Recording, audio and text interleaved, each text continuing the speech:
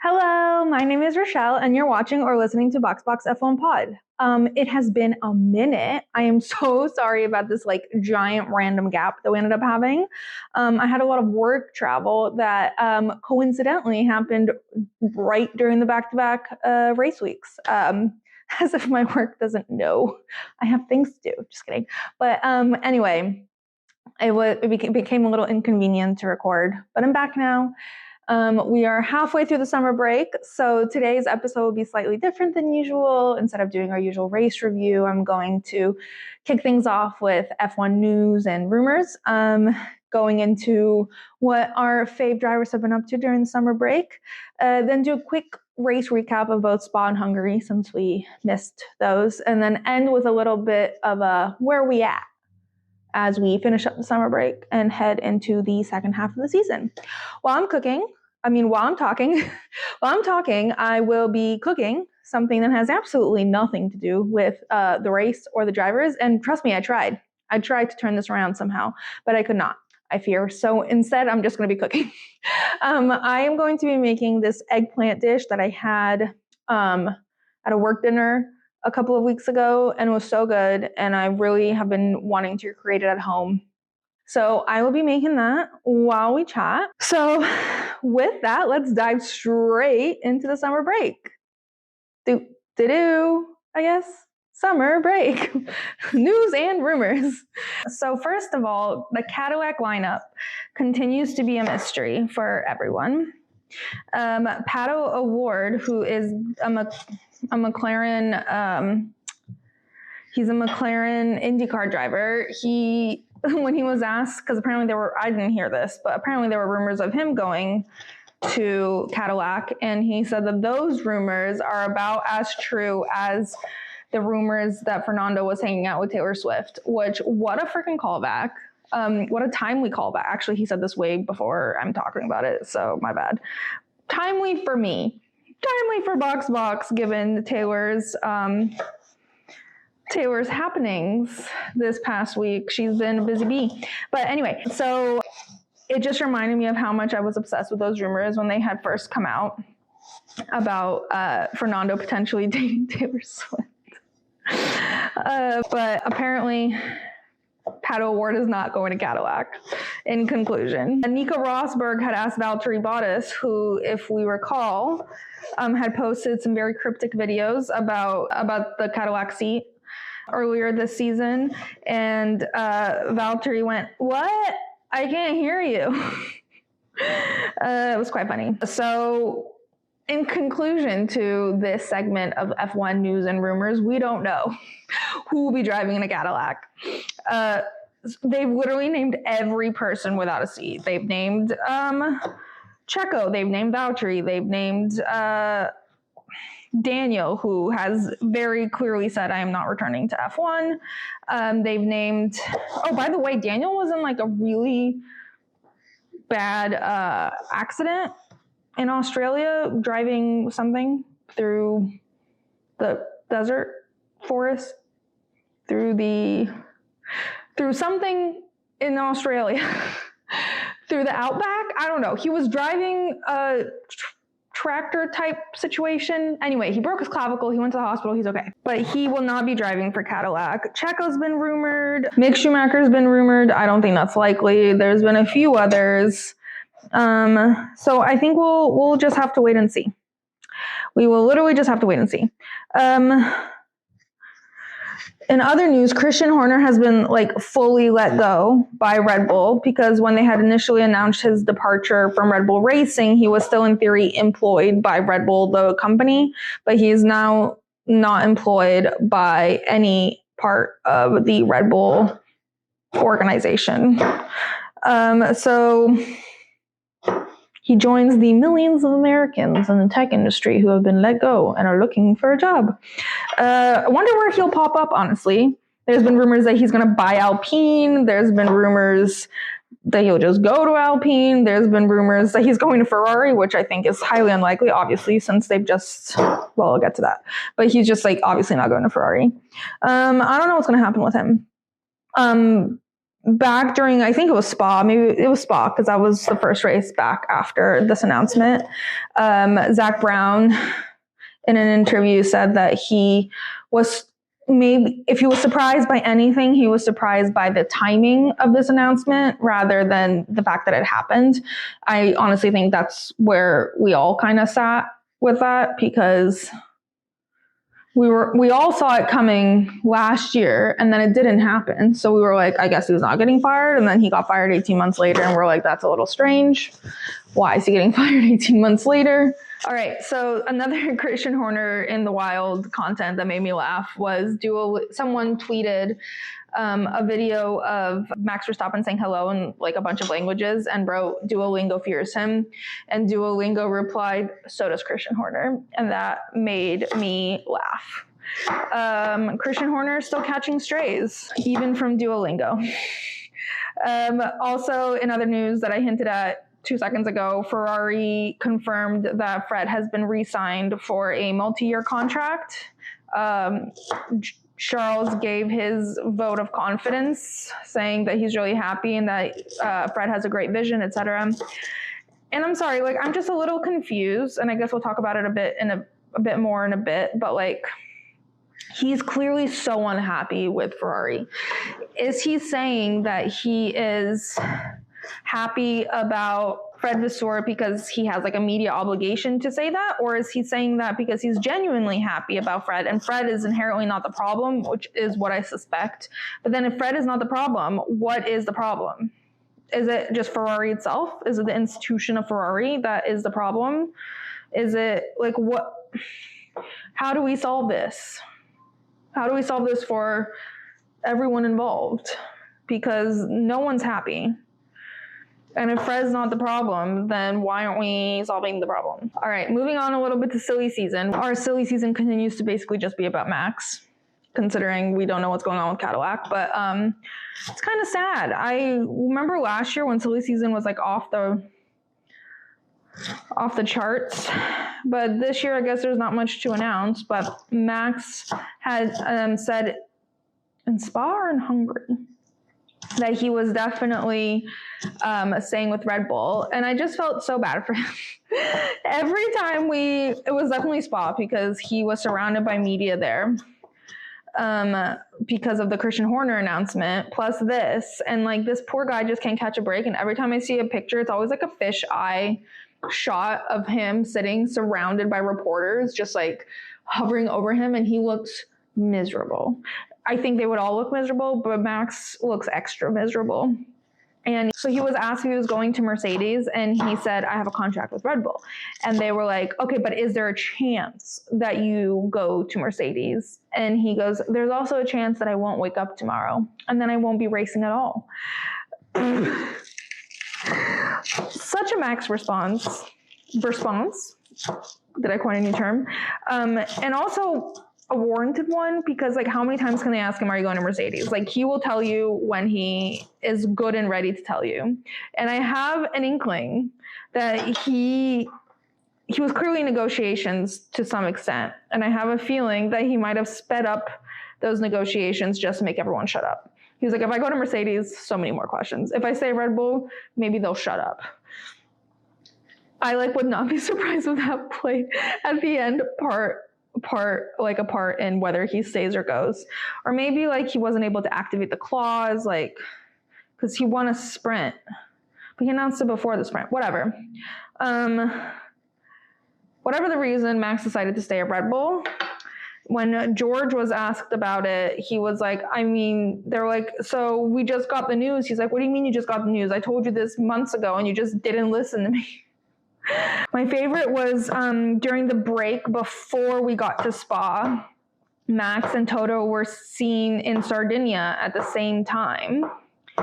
And I don't know, there were like very blurry pictures of them on a yacht and then getting on a jet. And like everyone's like, they're discussing, it's happening. I think honestly during that time, that was the first time I was like, is it fucking happening? What the fuck? Because like I just like was so convinced Max would never go to Mercedes, and I was right. But the fact that they both went to Sardinia together, two people who I like don't imagine really hanging out, it gave me pause. It definitely gave me some pause, but I was right. Max is not going to Mercedes yet. At the moment, they're sticking with George and Kimi. However, regarding the Sardinia stuff, Max was asked about it, and he was like, I was just swimming in the ocean. I don't know if we were there at the same time or not. I was minding my own business. I mean, that's obviously a lie. They definitely met up there, but like, why would Max tell you about it? What about Max in the past? I mean, A+ for effort, I suppose, but these journalists really need to come up with a new tactic. There are ways to get Max to talk. You just have not discovered them yet. But anyway, Max also at one point said, when he was asked about like all of this drama, he's like, I never made an opera. I don't like the opera anyway. I just like to go on holiday, race Formula One cars, and then go home again. And I just love Max Verstappen. I love him for this. And I fear once everyone gets past the abrasiveness, they would love it too, because everyone just wants him to be honest. And Max is honest, like fully honest. He's here for the cars. He's not here for anything else. This was Love Island. He would be here for the very much right reasons. So anyway, off-grid content. Pierre and Yuki played paddle between Spa and Hungary. That was exciting. Every time we get, what do we call them? Oh, it's been a minute. Gasonoda. Well, I call them that. I don't remember if everyone else calls them that. Gasonoda content is always great. And nothing bonds these drivers like paddle. Once the F1 break started, we were treated to a lot of Charles' promotion for his ice cream brand with some very interesting shots. He was like hanging off the edge of a pool. Like, I don't know how they got him in those positions, but I hope I'm going to be in Europe. Maybe I can finally try his ice cream and see what the hype's about. Isaac, Hajar, and Lewis played Uno at some point. I'm not really sure when that actually happened and when the pictures went up. But I was really happy for Isaac because I just know he was losing his mind at the fact that he was playing Uno with his favorite driver. Charles also launched his first clothing line with Ferrari, which is very exciting because he's been dreaming of a clothing line for ages. And as you can envision, it is like, I love baggy clothes, but Charles gives me a run for my money. Like, he takes baggy to a whole new level. So it's just like extra large everything. But that's great. It actually looks pretty cool. What I imagine is Charles came with a bunch of insane ideas and the designers at Ferrari reined him in and created good pants, not crazy ones. So it actually looked like a really cool collection. If it didn't cost $1,000, I would buy. Lando did a Google advertisement with a French NBA player. I believe he's French, unless I just entirely made that up. Should I check that before I just start whipping out facts on here? Giannis. I did, in fact, make that up. He is Greek-Nigerian. Should have just stuck with the European. But he plays for the NBA, I think. Can you tell I know nothing about basketball? He's my age. He plays for Milwaukee. One fact was correct. Anyway, let me start over. Rewind. Lando did a Google advert with a Greek-Nigerian NBA player whose first name is Giannis, and he plays for Milwaukee. And it was a great advertisement. My favorite part was Lando reaching his knees. And then the directors of the shoot were like, can you guys stand back to back? And Lando's like, are you shitting me? Speaking of ads, Carlos did another L'Oreal ad. And it's like the cameraman going, hey, Carlos, how's your hair today? And he goes, better than Simone's. And then it pans to Simone in a car. And they're like, it's not a competition, Carlos. And then Simone goes, but yeah, mine's better. Again, Carlos for L'Oreal will always be one of my favorite things that has ever happened. All right, let's move on, to holiday shenanigans. F1 posted the annual cartoon. They always do the drivers on holiday. And some details I'd like to know include Charles is dipping his toes into the water on a Ferrari towel, but I'm presuming he means this is referencing the car is full of water, and then they go, it must be the water. Haha. Alex is on a surfboard doing the boat races that he made a TikTok of. Lance and Fernando are playing together, which I'm sure they did just because Lance doesn't play with anyone. And then there's Pierre and Franco. They're on each other's shoulders. Lewis is surfboarding on his own with Roscoe on his surfboard, and Roscoe is drawn quite, I feel like, not proportionally. Roscoe, they made him like a toy pug. Lando is standing on his own, looking quite pale. And then, oh no, he's supposedly, is that paddle? I don't know. It's Lando and Oscar playing paddle, I suppose. I don't know what a paddle racket looks like. But Lando's just standing there, and Leo is like barking at him. And then Isaac and Esteban are building a sandcastle, and Isaac is holding Lewis's number on it. I suppose he was going to, oh no, they're building a car. He's building a car for Lewis, and he's putting the Ferrari 44, the 44 flag on top of it. And Esteban doesn't look happy about that. And for some reason, Isaac looks sad. Max Verstappen, I don't really know what Max Verstappen is doing. He's like, his hands are in the air. And I don't know what that means. Oh, I guess it might be cricket. I don't know what's going on. There's a sport being played, and I actually think it's Max, Lando, Carlos, and Oscar all playing it. Now that I'm looking at it, I think it might be cricket, but I'm still confused. Ollie is just eating ice cream on his own. Pierre's dog is also here. Yuki is sunbathing with Liam Lawson. Apparently they're friends. Except Liam's on a Red Bull towel and Yuki's on a RB towel. Interesting. Gabby and Nico are hanging out and chatting with the president of F1. And Kimmy's just sitting on his own, getting ice cream. Kimmy's just getting ice cream. All right, and that's pretty much sums it up. Some of my favorite moments from the holidays so far was Max Verstappen was seen swimming with Penelope on his back. Well, he wasn't seen. Kelly posted a picture of him like swimming through the ocean with Penelope on his back or on a board. I'm not really sure what the logistical situation was, but they were in the water, and he was like basically helping her, carrying her over. But he's wearing these like the giantest goggles I've ever seen, and he looks so dorky. I was obsessed. Max was also seen on a yacht in Sardinia with Toto Wolff, which is so funny to me. He was wearing like a towel, clearly just gone swimming, and I'm not really sure. Maybe they were actually accidentally hanging out, both vacationing in Sardinia at that time, and they were seen, and then they decided to say hi and thought it'd be funny to get that there would be pictures taken of them on a yacht together after all that.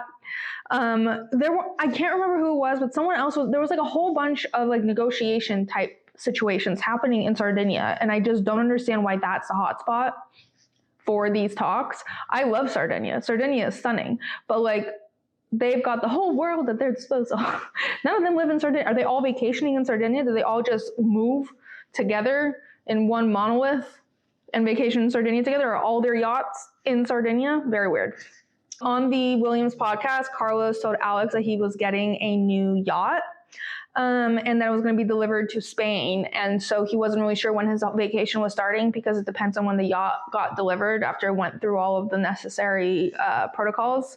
And Alex was like, oh yeah, cool. Alex definitely does not have a yacht, but he does vacation on a yacht. He was seen on a yacht with Lily.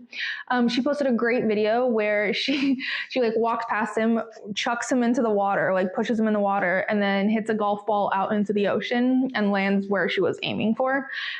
She did get some heat for it. So why is she littering with the golf balls? And she was like, these are biodegradable. They are fish food. And I love that. I love Alex and Lily. 10 out of 10, my favorite. There was also a clip of Carlos playing Settlers of Catan. And somehow that makes so much sense to me. Like, it just like, nothing makes more sense to me than Carlos sitting and playing Settlers of Catan, probably on his yacht. And I also feel like he won. I bet he's really good at Catan. Another thing that I wanted to point out, I saw this video. I have to find it so I can link it. But this girl was saying who each driver's parent would be in terms of gods. And she was so spot on. Every single one she referenced, I was like, wow, you are 100% correct. That is, in fact, exactly how I would describe them. Carlos was obviously the son of Athena, because strategy of war and intelligence. Oh my God, I think Charles was the son of Apollo, also 10 out of 10. Max was the son of Ares, but Yuki was the son of Mars. Maybe they were reversed. There was a reason why they were each the son of the Roman/Greek counterpart. And it was a great reason. Anyway, I'll find the video and I'll link it, but like, it was so good. And every time I see anything referencing Carlos's big, beautiful mind, I'm obsessed. In terms of, let's put the big brain energy content to the side and move on to shirtless content. George kicked us off with the first shirtless pick of the holiday season. If I were to count, I believe there was, of shirtless yacht picks, included George, Carlos, Charles, Alex, George, Max, he didn't post it though, Esteban, and I think Pierre. That's a lot. 1, 2, 3, 4, 5, 6. That's a lot. And I'm definitely missing some. There's definitely some that were either not posted or I didn't see. ESPN did a quick roundup of all of the holiday shenanigans, and everyone is on a yacht, bar Lewis, who is like rolling around on a hill with Roscoe. And it just made me laugh because the picture they posted of Lewis with Roscoe, the way he's hugging him, and the next picture, it's Charles with Alex, his girlfriend, on a yacht, and the way they're hugging is exactly the same. It just made me laugh. Lewis is me. Charles Leclerc also hung out with Franz Tost and Michelle Yeoh of Oscar fame, who in her caption called Charles stunning. Correct, Michelle. Michelle is A, beautiful, B, successful, C, rich, and she's married to Franz Tost, which makes me think Franz must be a really great man. Like, truly, really great, because she doesn't need him for the money or the connections. She's fine. So he must be like truly a lovely man. He looked hilarious in all the pictures though. He's just so pale. He looks like he does not go into the sun very often. I loved it. All right, so drivers around the internet. So someone made a meme to The Summer I Turned Pretty, which I don't know if anyone watches. It's a show on Amazon. It's about the contents actually don't matter, but if you watch and you're not Team Conrad, GTFO. Just kidding, but really, this is a Team Conrad only page. Anyway, so someone made a meme of it that said The Summer I Turned Petty, and it's just a bunch of screenshots of Alex Albon's radio messages throughout this season, and it's so funny. Let's just relive some of them. Honestly, you guys make absolutely no sense. They go, we're happy with tires for now, and Alex interrupts and goes, I'm good. I am better than everyone. Let's relax. I am very comfortable. Then Alex goes, these shifts are so bad. What have we done to them? It's been shit at the start. It's being shit now. And then he went, I don't really know why you don't listen to me. It really annoys me. Summer, I turned petty. Yes. Toto did an interview for Wall Street Journal and gave a couple of quotes, but the one that stood out to me the most was him saying that Lewis comes to him for dating advice. And Toto's quote was, I'm living a different life through his eyes. You know, he shows me his flirts and who he dates and asks, should I go for this girl or not? And I'm saying, yes, you should. And tell me how it is. Shows me his flirts is hilarious. Truly a hilarious way to talk about it. There's been a trend on TikTok where it's basically it shows it just plays like clips and then it plays sexy back every time someone's on screen. And they've done it for a bunch of people in F1. None of them have been that confusing to me. But the funniest one personally, I think, is when I think Williams did it for James Vowles, and it made me laugh so much because of all the people to have sexy back play when they're on screen. It's not James Vowles. Sorry, James. Speaking of James, Alex Albon was on a radio show in the UK, and he was asked how many gear shifts there are, and he automatically goes 7, and the guy goes, and he goes 8. There's 8. Right? And then he's like, why am I confused? And the guy's like, just like close your eyes and imagine you're sitting in the car. And Alex literally goes, like, puts his hands out for 2 seconds and goes, 8, there are 8. Oh my God, thank God James isn't here. If he was here, he would be like, not even surprised. And then like later into the show, they go, you'll never believe who just texted in.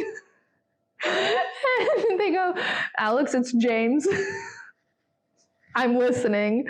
And it made me laugh. And honestly, if I pretend that Logan never happened at Williams, I can learn to love James again because I love everything about him. He's dorky, he's weird, but he's funny, he's analytical. He's like, he's such a character and it makes me laugh. So I'm just gonna pretend Logan Sargent, who I believe has a job in Indy now, I'm just gonna pretend that I'm just gonna block that and accept James for who he is as I see him now.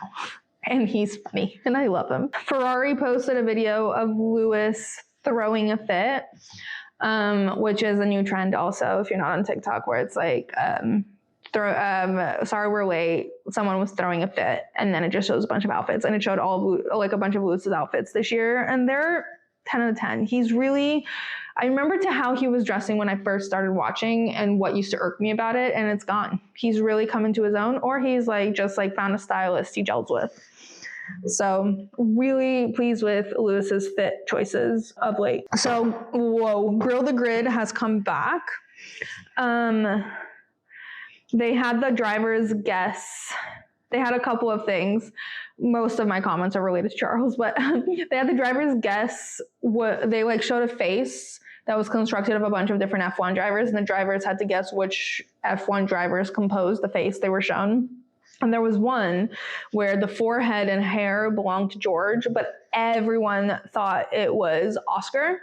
And it literally showed everyone going, Oscar, and then like trying to flip, and they're like, that's not Oscar. And then they go back and they're just staring at it. But the funniest one was Charles going, is that this Oscar? And they're like, no. He's like, yes. And they're like, no. And he's like, yes. Like, it's literally not Oscar. He was just like demanding that it be Oscar. And then another one of the things was showing pieces of tracks from whatever makes up the season, and they had to guess which track it was. And they showed Charles the bit of wall where he had crashed and was yelling, oh, I am stupid. And he like couldn't guess what it was. They're like, you are intimately familiar with this wall. You know this wall really well. And he's just like staring. He's like just listing off random countries. It was quite funny. I do want to take one moment to appreciate Visa Cash App RB social media content. They are a 10 out of 10 out of all of the teams on the grid.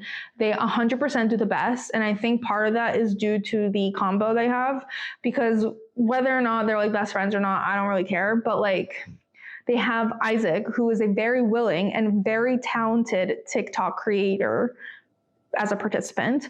And then they have Liam, who is significantly less willing, but begrudgingly down to do what they ask. And pretty much equally talented. Maybe not quite as talented. Well, I would say he's as talented as Isaac, but he's giving less. Isaac is giving full 100% to every performance, and Liam's just there, but he makes for great content. And the combo, winning combo, and they choose just the best sounds for them to recreate. It's just really good. That social media manager needs a raise. Another thing I saw that it keeps coming up on my TikTok, it's an ad with Charles for Bitdefender, which is like a cybersecurity company. And what they chose to do was so bizarre to me. It just like shows there's like a bunch of B-roll of Charles on his laptop typing away, and then there's like this lady giving an interview, and she's like, have you ever experienced a cyber attack? And Charles is like, it's kind of crazy, but no. He's like, but I'm lucky. It's because I have Bitdefender as a partner. It was just such a strange ad, seeing Charles typing away on his laptop and then like being asked about cybersecurity attacks he's experienced. Also, Carlos Alcaraz, the tennis player, posted a TikTok of him playing golf with someone and commented and captioned it, "Who should we play next?" And Carlos Sainz commented and said, Carlando. And then Alcaraz replied and was like, yeah, for sure, tell me when. Just made me giggle. And finally, the last thing I want to discuss in this portion is I saw a very important discussion on TikTok that I think we need to address. And it was who Taylor Swift would be a fan of. And because for those of you who have not seen, she was on Travis Kelce and Jason Kelce's podcast earlier this week, and to announce her new album TS12, and it's orange. And so TikTok's been like, oh my God, Taylor's a fan of Lando.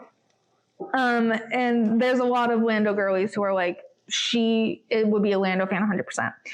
I vehemently disagree. I do not think Taylor Swift would be a Lando fan. I think she would be an Alex Albon fan and or a Max Verstappen fan. And I'll tell you why. I think she would really love Alex and Lily's relationship, first of all. I think she'd be obsessed with how many animals Alex Albon has. I think she'd love his I think she'd love his whole personality. I also think she would love Max because he's unapologetically himself. He's not a fan of the media twisting what he says, which she agrees with. And he is a aggressive cat dad. And I think the number one thing that would make her a big Max fan is that he loves knowing things. And she's also like, she just like knows so much random stuff, and like she will know things really well. Max Verstappen knows a lot of things really well. He knows. There was like videos of him like reciting cat breeds. Every Grill the Grid he does, he gets like almost 100%. Whenever he's with Yuki, he's like teaching Yuki. Like he just knows so much stuff. It's kind of crazy. And I love that about him. And I really think Taylor shares a very similar energy about like kind of being the best and having the whole world on your case. Loving cats and just like being really smart and good at what you do. Let me know who you think Taylor Swift would love. I'm like pretty confident in this decision I made. All right, moving on to race highlights. So when we were in Spa, as usual, Pierre led a track run for Antoine Hubert, who, if you guys aren't aware, he was, I think, an F2 driver who lost his life in Spa a few years ago. I think it's 2019 is my guess. And he was Pierre's best friend. And it was like really heartbreaking. So every year he leads the drivers in a track run. Some people bike. Guess who biked? Carlos biked. So did Charles. A lot of people biked actually, but almost everyone participated, and it was really nice. And then when they get to the point where he crashed, I hate talking about this. When it gets to the point where they get to the point of the track where he crashed, Pierre walks over and leaves flowers, and takes a moment there. And he also like does this thing before every race, and that's usually for Antoine. And his Antoine's parents were there, and Antoine's mom was watching with Pierre's mom in the garage during the race. It's a really nice tribute that they do, and it's a little sad that we have to do it, but it's nice of them. So one of the reasons Spa was delayed for a really long time, for like an hour or something. That was one of the reasons Spa ended up being delayed for an hour, because there was rain and it was dangerous conditions, and there was definitely like mixed reactions to what they should have done. Some drivers like Max were saying that they should have kept driving under the safety car because nothing dries a track better than F1 cars. Other drivers were saying, why would we drive in this? But then everyone was also saying, like, we don't want where like fans just sit there and stare at nothing. We don't want the drivers to, it's like a very difficult situation. I actually, one of the few cases I don't blame the FIA for being, I don't blame them for being cautious, and I don't blame them for like it being a confusing situation and not knowing what to do, because like it's kind of a lose. But anyway, they started racing like an hour or so in, I think. Before I forget, Max did win the sprint race, which was very exciting for him. He did say he had to drive basically qualifying laps the entire time in order to stay ahead of the McLarens. Obviously not the same luck for him in the actual race. So like, cause they did the formation lap, but they didn't start the race, they basically, the clock, but because they did the formation lap, the clock had started, and basically each race has to be, you have 2 hours to complete a race and a 3-hour period in which to do it, whether you need breaks or like whatever else. So like timer did start since they completed the formation lap. So whenever they started, they would either have 2 hours to complete, and if they surpassed that, then it would be cutting laps off from the end. But one of my favorite moments when they were waiting for the race to start was all of the drivers, always like a nature documentary. They're all sitting, waiting around, and the camera had zoomed into Carlos, and I guess he saw on the screen that the camera was zooming into him, and he clocked right into the camera, stared directly at it, and waved. And then the same thing happened to Charles. But Charles, on the other hand, could not figure out where, he saw himself on the TV, but he could not figure out where the camera was. So he's like darting around, like literally some animal, like sensing something around him, but not sure where it's coming from. Like looking around, like, where's the camera? Where's the camera? And then he found the camera. But I think like by the time he found the camera, he was like, I can't smile now because they'll think I'm weird. So he just like continued to look around.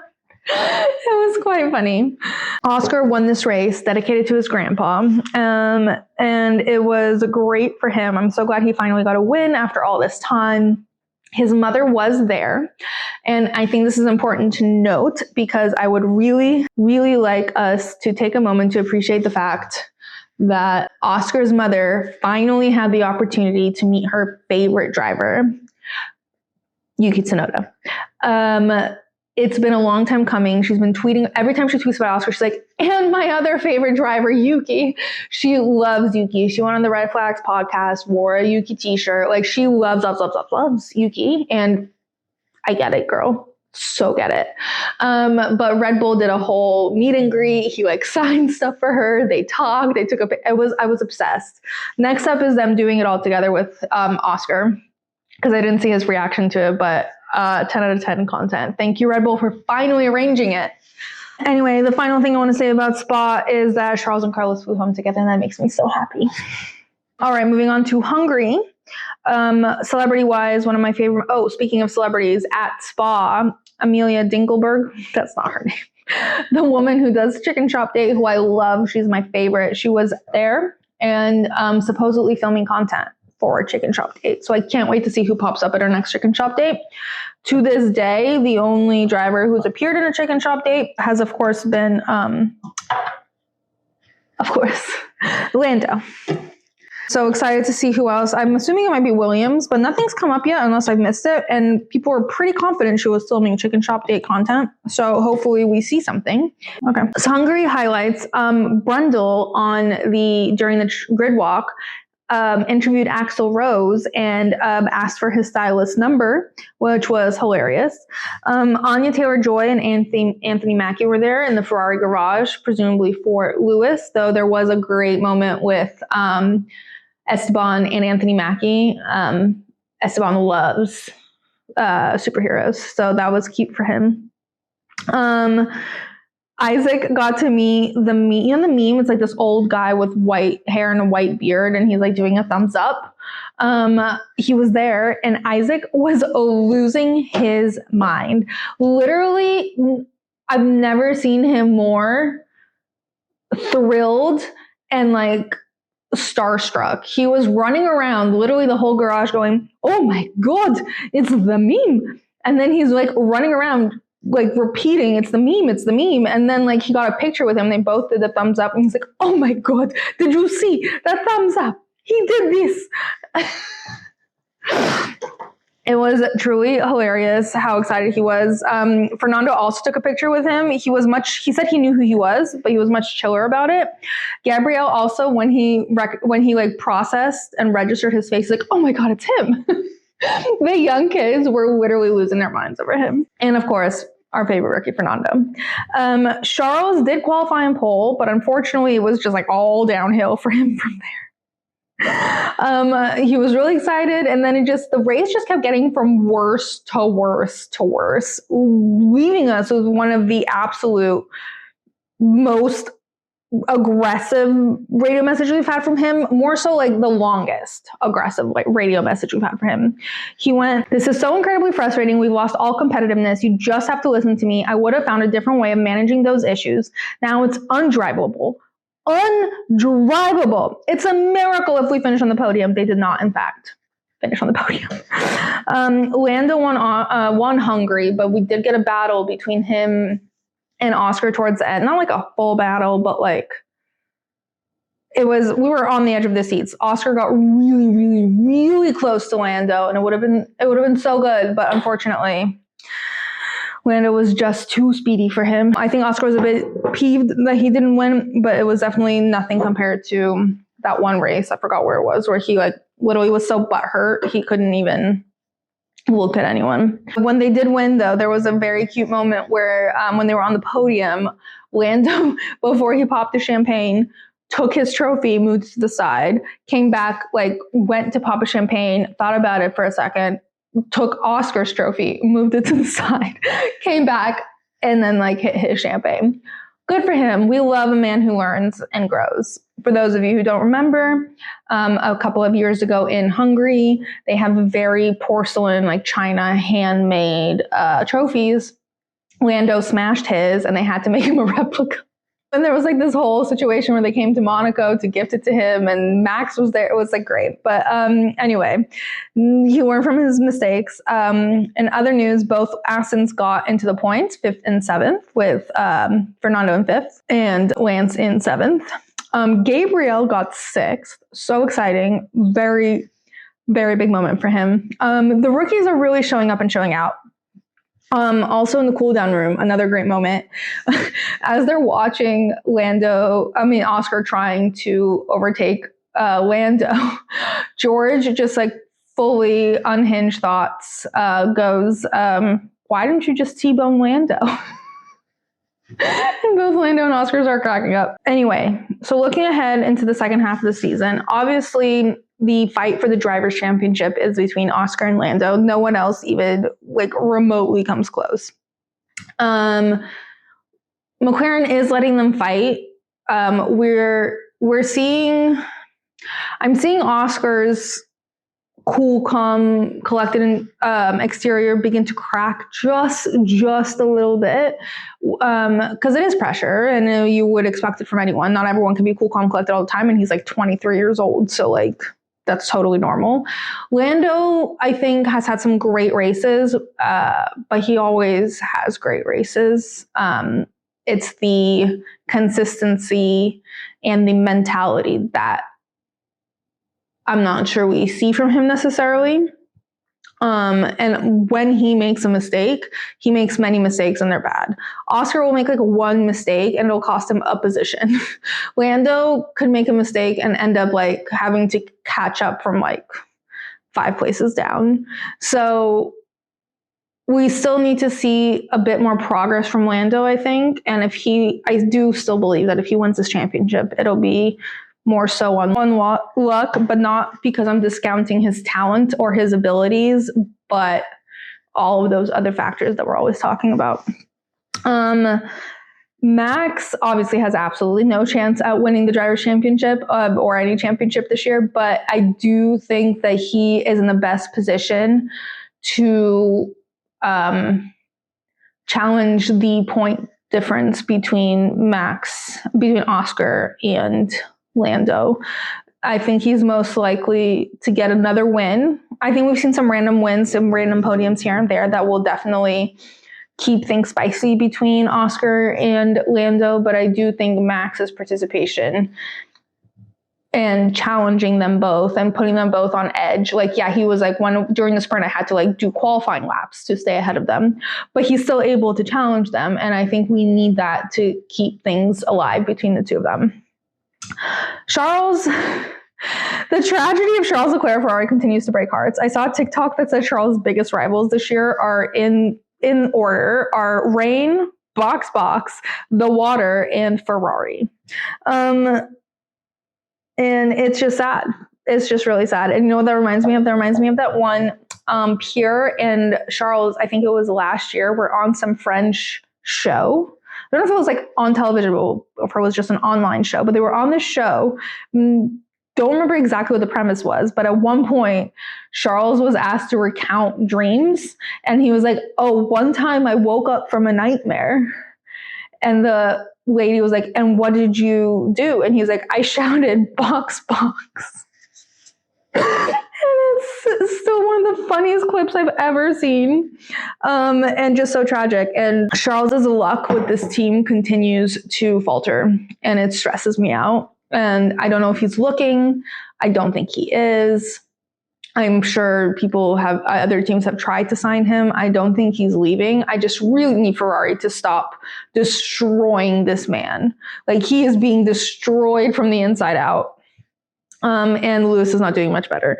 Lewis, I'm giving a bit more leniency for, just because new team, new year. It's after spending so long in one team, he has to relearn all of these things. The car, the team dynamics, the culture, all of these things that he got used to for so many years, he has to relearn. And so him struggling isn't crazy. Carlos is also struggling. Like, anyone who's on a new team, it takes time to learn that team. It takes time, and Ferrari is a challenging team to get a hold of. So it's not that much of a surprise that he's behind Charles, and also that he's struggling. He has gone really sad boy. I saw someone like being upset that he's so honest in the media, and I'm not upset that he's so honest in the media, because that's something I've been like dying to get from him during the whole stint I knew him at Mercedes. He was just so PR and like, thank you to the men and women of the factory and like blah blah blah, I'm happy, but just like, it was all like, it didn't feel real to me.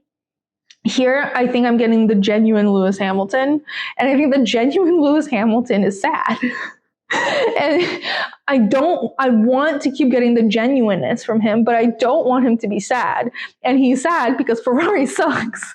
So I really need Ferrari to get their shit together, so our two little sad boys stop being sad. It's like, it's getting a little ridiculous. Lewis and Charles are the saddest people on the grid, and like, we need to put a stop to it. One other thing to note is I want us to watch out for the rookies. At the moment, I think Isaac is the best performing rookie. Poor little Kimi, really sad about his performance. He's really sad about it. So he was like in tears in Spa because of how he qualified, and that breaks my heart. But I do think he has huge potential. A lot of things were bad luck. A lot of things were out of his control, but like, it's also his first year. We just talked about how like someone so senior as Lewis is taking time to learn a new team. Of course, it's going to take Kimi a little bit of time. So it breaks my heart that he's sad. I think he's still a top performing rookie, but I think he's one of the most talented rookie. I think they're all talented. This is really hard, but I do think that the best performances we've seen this year have come from Isaac. And I do think that Gabriel is like really showing some incredible talent. Finishing 6th is incredible in a kick Sauber. But also we said that when Nico got podium in Silverstone in a Sauber, we're like, it's Nico in a Sauber. Maybe the Sauber is just getting better. So maybe we've got like a lot to look forward to next year. But regardless of whether the car is improving or not, it's still a great performance from Gabriel. So 10 out of 10. Let's review the standings super quick. Oscar with 284 points, Lando with 275, Max with 187, George with 172, Charles with 151, Lewis with 109, Kimi with 64, Alex with 54, Nico with 37, Esteban with 27, Fernando with 26, Lance with 26, Isaac with 22, Pierre with 20, Liam with 20, Way to go, Liam. Carlos with 16, Gabriel with 14, Yuki with 10, Ollie with 8, Calapinto with 0, and Jack Doohan with 0. I only list Calapinto because I wanted to show that he's performing. He's had much more time to do well than Jack did, and he's got the same number of points as him. Not that this is supposed to indicate that I don't love Yuki. I mean, that I don't love Franco. I do. Okay, this is disgusting looking. It was less saucy in the restaurant, and when I tasted it, it didn't quite taste the way it tasted in the restaurant. So I'm going to have to keep workshopping this, but this is the plate. It still tastes good. It's just not what I was expecting. Usually I put it on here and I'm like, do you see it? It's great. And then you can never see it when I rewatch it. And I'm like, damn it. But here it is. Do you like this pile of mush? Anyway, I believe Alpine has said that they're not going to replace Calapinto and that he'll keep going after the summer break, which is interesting. Maybe they learned their lesson to give people more time. I'm not really sure, but I do think Jack got like the really short end of the stick, and it's like unfair that he got so little time to prove his worth. Franco's struggling just as much. So the constructor standings are McLaren with 500. Is that a joke? Did I write that right? McLaren with 559 points, Ferrari with 260, Mercedes with 236, Red Bull with 194, Williams with 70. That's insane. Aston with 52, Kick Sauber with 51, Racing Bulls with 45, Haas with 35, Alpine with 20. Yeah, so we're going into the new season with like, obviously we're basically just seeing who's going to win, Oscar or Orlando, and then for constructors it's just who's going to be in second, Ferrari or Mercedes. I don't know how Ferrari's ahead at the moment, but they are. Not sure that's going to stick around because they're like really, really inconsistent. But yeah, I don't know. I feel like I guess the season's more exciting than when Max had like just like wiped the whole slate clean and it was just Max against Max. At least we Lando against Oscar, so that's exciting. But like overall, I think we're all just waiting for next year to see how the new regulations will mix things up. But yeah. Also, before I forget, I just noticed these. My friend Lexi, who I've mentioned a couple of times, has started a little sticker company, and she makes these adorable little stickers. It's a mix of literature references. So if you know Little Women, and then if you know Twilight, I got this one because I'm in Seattle.